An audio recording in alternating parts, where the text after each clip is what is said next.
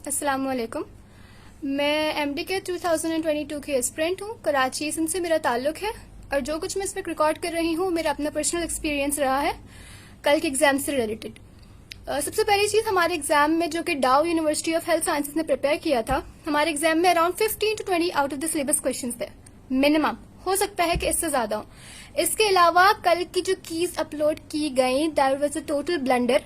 हमारे एग्जाम में तकरीबन 10 से 15 सवालात की कीज गलत थी, जो कि किसी भी मेरिट वाले बच्चे के लिए बहुत मायने रखती है, मेरिट के प्राइवेट के लिए भी। क्यों? क्योंकि बच्चे अक्सर फेल हुए हैं।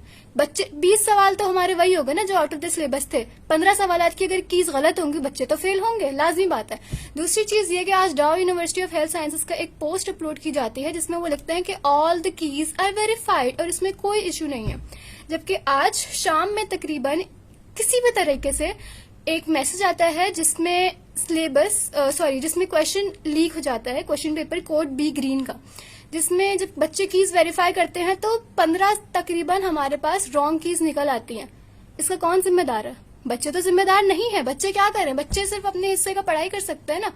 Out of the syllabus question देने की क्या तो बनती है? बच्चे जहां 6 महीने लगा के सिलेबस पढ़ सकते हैं, 10 दिन और दे के बाकी सिलेबस नहीं पढ़ सकते।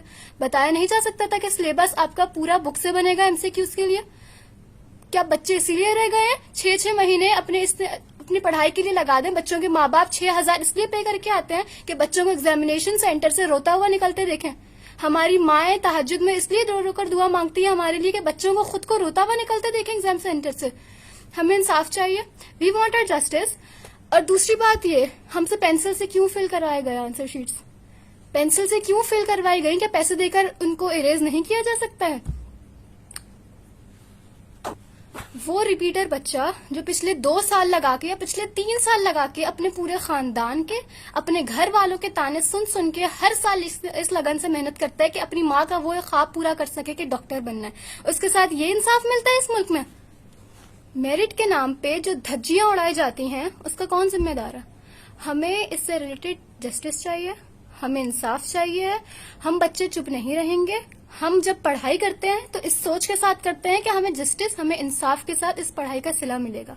काइंडली मेरी रिक्वेस्ट है हायर अथॉरिटी से कि इस पर नोटिस लिया जाए और काइंडली डाउ यूनिवर्सिटी ऑफ हेल्थ साइंसेज आप थोड़ी सी शर्म कर लें, आप प्लीज थोड़ा सा हया कर लें और हमें सही कीज प्रोवाइड कर दें। शुक्रिया, बहुत शुक्रिया।